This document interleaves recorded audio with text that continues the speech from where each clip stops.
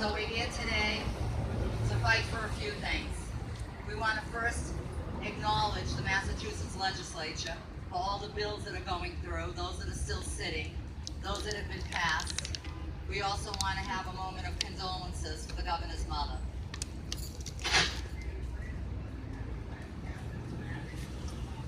I'm going to start with a brief bio of my son. Go on and on like I usually do about the greatest man I ever knew, Stephen Deagle Jr.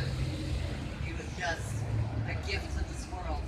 Somebody who tried endlessly and fought his addiction for over 14 years. He was with meetings, he was with the Mass General West End Clinic, he did groups, he did everything that he was supposed to do. Brilliant boy with an IQ of 147 who graduated St. John's Prep, went on to Northeastern, and then graduated from Clark University with honors in computer science. He loved music, he was a songwriter, he was a musician.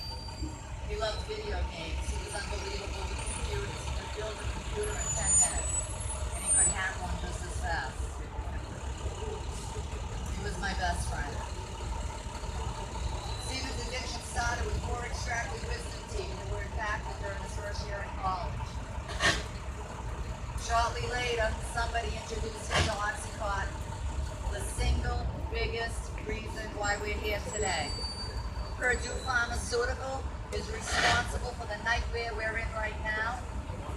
It's a drug that was meant for cancer patients in their last 2 weeks of life, and how the FDA approved it and had doctors have the authority to write out these prescriptions.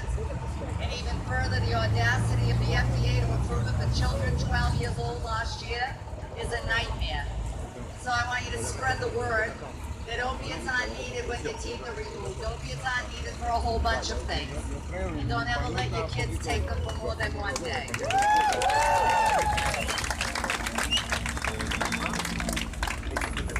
I want to next talk about how my son's death came to be. He was in treatment. He relapsed after 9 years, the day after Thanksgiving in 2015. He was sent to treatment at Arbor HRI in Brookline. It was a dual diagnosis facility. I don't think you can talk about drug addiction without talking about mental illness. They go hand in hand. 85% of those addicted have a mental illness. They either suffer from depression or bipolar. And I think the treatment centers that we have need to be modeled after private care. That is to say, we need longer stays, we need more hospitals, we need new beds, and we need them now. Now. And what we also need in a dual diagnosed facility is not like the treatment that my son got, where you had an hour of group a day, and then 23 hours left to do nothing but think about how rotten you are, how your family hates you, how you're so disgusted with yourself, and how you wish you could just come out and get high again to forget about it all. Get some doctors in these treatment facilities to meet with these patients one-on-one for an hour a day. Let them get to the source of the pain and the trauma. Let them get it out so that they don't feel they want to self-medicate when they get out of treatment. They need life coaches to hold their hands when they get out.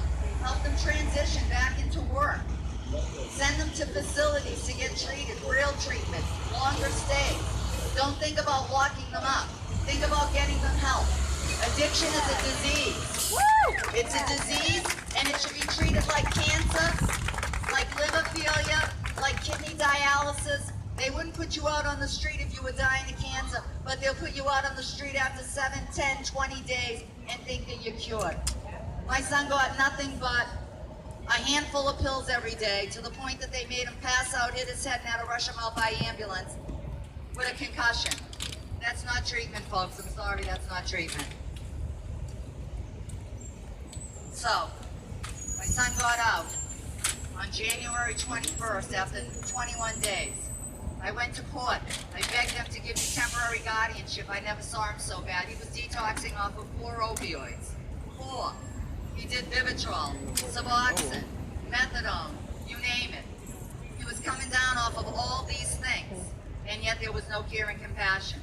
No doctors to monitor his health to make sure he was okay. He got released on the 21st, and it was the first time he got out of treatment. I wouldn't let him come home and told him he had to go to sober living. I don't know if I regret that decision. What happened was his girlfriend took him in and never told him. with the big heart that he has, donated his organs, Oh. saved 4 people's lives, had a friend that he met in rehab, and as the boy that he was that wanted to help everyone, he told him on January 2nd to get out today, I'll come and pick you up, I know you have no ride. We'll go to an intensive outpatient program. We picked him up from outer HRI, and instead the guy got in the car and said, let's just go get high. My son knew, everybody knows when you take heroin and you come out after a relapse and you have to take less. He knew that. He knew he needed a clean needle. What he didn't know was that someone was going to substitute heroin with 100% pure fentanyl. His autopsy report was pure fentanyl, 50 to 80 times stronger than heroin. He didn't know what happened. It stopped his heart instantly. He was with a man in a car he had never been with before, in a place he'd never been before, and they let him die. Everybody in the parking lot saw he was not breathing, and instead they decided to open the doors and rob him. They left him there not breathing until they finally decided everything was out of the car and they got his iPhone, and then they called the police. By then they told me he was brain dead. He took 4 heart attacks because, as you know, Narcan doesn't work with fentanyl, and fentanyl became a game changer. So I'm here to support capital punishment for legal or illegal distribution of heroin, opiates, fentanyl. I want them charged with murder because it's the same as if you put a gun to their head and pull the trigger. There's a bill being filed right now for such a cause. We hope if the bill gets passed, it'll be called Stevens Law. But because we're nearing the end of the session, May 31st, the legislature is all done with their work till the fall. The legal counsel has to look through all these bills to make sure they haven't been filed before. So they'll be doing that, and hopefully when they return in the fall, we'll get this capital punishment thing going, just like New Hampshire's done, New York is done, and that's where we need to lead the way with this. Oh, I also want to once again mention that I want to thank you all for your support. I want to thank you all for your presence here. What's your name, man? My name's Deborah Deagle. I'm the mother of Stephen Joseph Deagle Jr. Yeah. Oh, My one and only that I raised as a single parent for 32 years. So thank you all, everybody, for coming.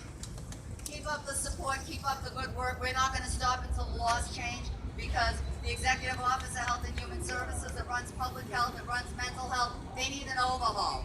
They need an overhaul. We need insurance companies to cover addiction just like any other disease that we have. We need them to treat them until they're well, not to keep the revolving door of getting them in and out and everybody just worrying about making money. These are our children dying. It's the equivalent to a jetliner going down every day. And if those passengers on that jetliner were full of politicians and CEOs, this problem wouldn't be going on for the 15 years it's been ravaging right now.